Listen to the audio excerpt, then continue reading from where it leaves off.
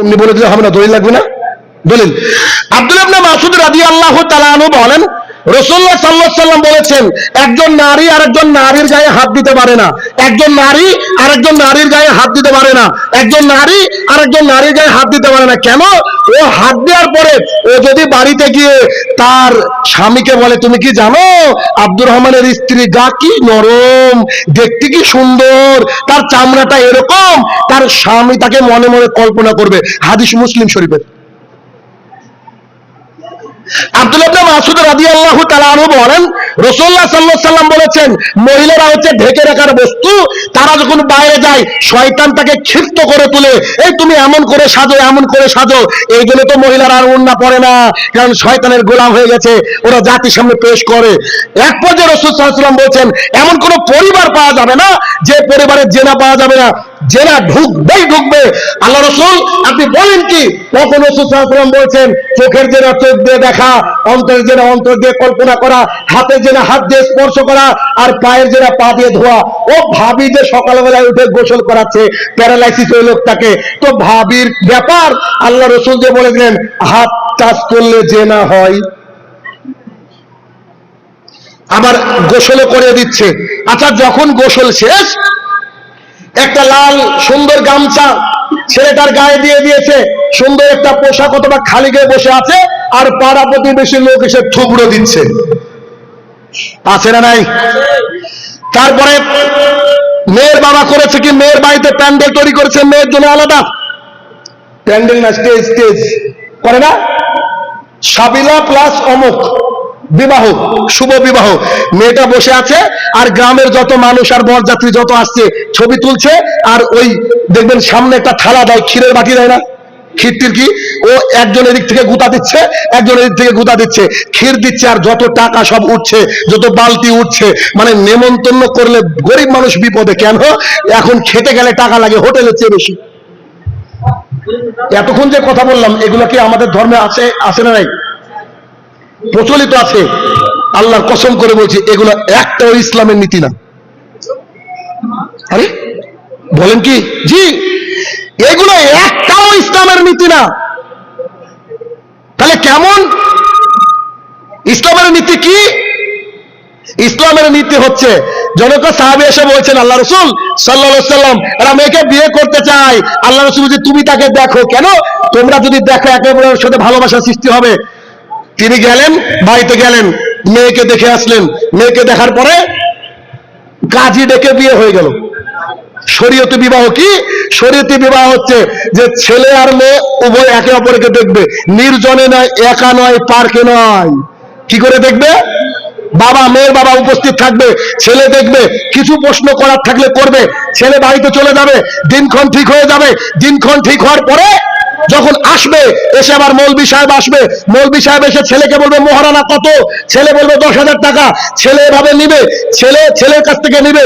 ইমাম সাহেব মোহরানার টাকাটা নিয়ে মেয়ের বাপকে বলবে, জনাব মেয়ের বাপকে, আমি টাকাটা নেন, আপনার মেয়েকে দিয়ে আসেন, আপনার মেয়েকে দিয়ে আসেন। তো মেয়েকে দিয়ে আসার সময় মেয়েকে বলেন, অমকের ছেলের সাথে তোমার আমি বিয়ে দিচ্ছি, ও যদি রাজি থাকে আমাদেরকে এসে বলেন। আল্লাহ রসুলকে সাহাবীরা প্রশ্ন করলো, রাজি থাকা মানে কি? আল্লাহ রসুল বলছে, রাজি থাকা মানে হচ্ছে কবুল বলা, রাজি থাকা মানে হচ্ছে আলহামদুলিল্লাহ বলা, রাজি থাকা মানে হচ্ছে চুপ থাকা, আর যদি রাজি না থাকে কাঁদবে, কেঁদে ফেলবে। তো বাবা করলো কি, মেয়ের কাছে গিয়ে বলছে, আম্মু ও আমার কলিজার টুকরা, এই না তোমার মোহরানা, তোমার সাথে অমুক গ্রামের ছেলের আমি বিয়ে দিয়ে দিলাম। তখন মেয়ে চুপ থাকলো। এবার ও এসে বলছে মৌলবি সাহেবকে, মৌলবি এবার বলছে, অমুকের কন্যার সাথে অমুকের বিবাহ দিলাম, বিবাহ শেষ। শরীয়তি বিবাহ, কথা বুঝেননি? শরীয়তি বিবাহ এটা। কিন্তু মাঝে বলছে, কি ব্যাপার উকিল বাপ কই?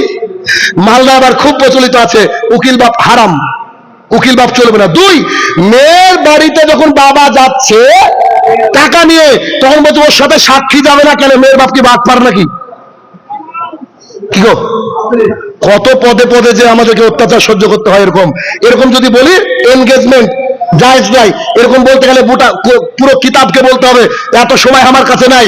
আপনাকে সামাজিক অজ্ঞতা দেখাচ্ছিলাম। এরপরে আরো একটা সামাজিক অজ্ঞতা কি, আপনি চাইলে জেনা থেকে বাঁচতে পারেন। বাড়িতে ঢুকেন আর বাড়াবো না, মৃত্যু আসা আগ পর্যন্ত জেনা থেকে বাঁচবেন, কিন্তু আমি গবেষণা করে দেখেছি একটা জিনিস থেকে আপনি আমি কেউ বাঁচতে পারবো না, সেটা হচ্ছে গান শোনা থেকে। ঠিক না? যে পাড়ায় বিয়ে 7 দিন 7 রাত ডিজে চলে, আপনি আমি যত ইমানদার হই আমাদের কানে গানের আওয়াজ আসবেই আসবে। জাহালাত, অজ্ঞতা।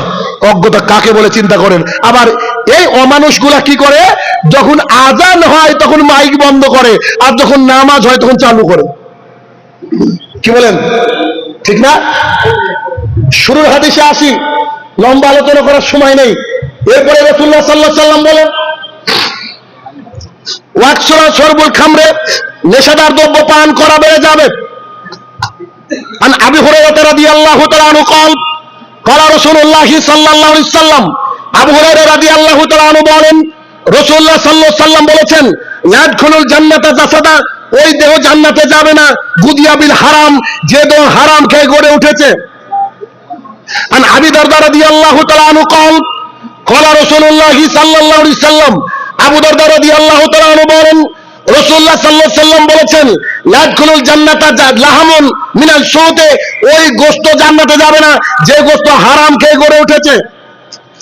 আন আয়েশা রাদিয়াল্লাহু তাআলা আনহা قالت قال رسول الله صلى الله عليه وسلم, আয়েশা রাদিয়াল্লাহু তাআলা আনহা বলেন, রাসূলুল্লাহ সাল্লাল্লাহু আলাইহি ওয়াসাল্লাম বলেছেন, কুল্লু মুসকিরিন খামরিন ওয়া কুল্লু খামরিন হারাম, প্রত্যেকটা নেশাদার বস্তু মদ, আর প্রত্যেকটা মদই হারাম। আবু হুরায়রা রাদিয়াল্লাহু তাআলা আনহু বলেন, রাসূলুল্লাহ সাল্লাল্লাহু আলাইহি ওয়াসাল্লাম বলেছেন, ইন্নাল্লাহা তাইয়্যিবুন, নিশ্চয়ই আল্লাহ পবিত্র, আর পবিত্র জিনিস ছাড়া আল্লাহ তাআলা গ্রহণ করেন না। পান বিড়ি জর্দা গোল সিগারেট মানুষ খায়, এগুলাকে নেশাদার দ্রব্য মনে করে না, অথচ এখানে মুসলিম শরীফের হাদিস থেকে বোঝা গেল যে কি, যারা পান বিড়ি জর্দা গোল সিগারেট খায় তারা জান্নাতে যাবে না। হিসাব বলছে কেন, আমল কবুল না হলে কি নিয়ে জান্নাতে যাবেন? জি দেখেছি, আমল কবুল না হলে কি নিয়ে জান্নাতে যাবেন? সালাত যদি কবুল না হয় জান্নাতে যাওয়ার কিছু আছে? নাই। তাহলে এই নেশাদার দ্রব্যকে কি করতে হবে? ত্যাগ করতে হবে। পরিশেষে এসে রাসূলুল্লাহ সাল্লাল্লাহু আলাইহি ওয়াসাল্লামের শেষ দুটো কথা খালি 2 মিনিটে শর্ট করে দেব। সেটা হচ্ছে কি, রাসূলুল্লাহ সাল্লাল্লাহু আলাইহি ওয়াসাল্লাম বললেন যে ওয়াকিল্লা রিজাল, পুরুষ কমে যাবে, ওয়াকসুরুন নিসা, নারী বেড়ে যাবে। আমাদের সমাজে দেখেন পুরুষ কমে গিয়েছে আর নারী বেড়ে গিয়েছে। এই বাক্যটা এখানে এসে কেন বললাম? আব্দুল্লাহ ইবনে আব্বাস রাদিয়াল্লাহু তাআলা আনহু বলেন, রাসূলুল্লাহ সাল্লাল্লাহু আলাইহি ওয়াসাল্লাম বলেছেন যে কি, বনী ইসরাঈল, তোমরা দুনিয়া এবং নারী থেকে বাঁচো, দুনিয়া এবং নারী থেকে বাঁচো। বনী ইসরাঈলদের মধ্যে প্রথম দুর্ঘটনা হয়েছিল নারীদের দুর্ঘটনা। তাহলে পরিস্থিতি খুব ভয়াবহ। সামাজিক জাহালাত, অজ্ঞতা থেকে বাঁচতে হবে। এখন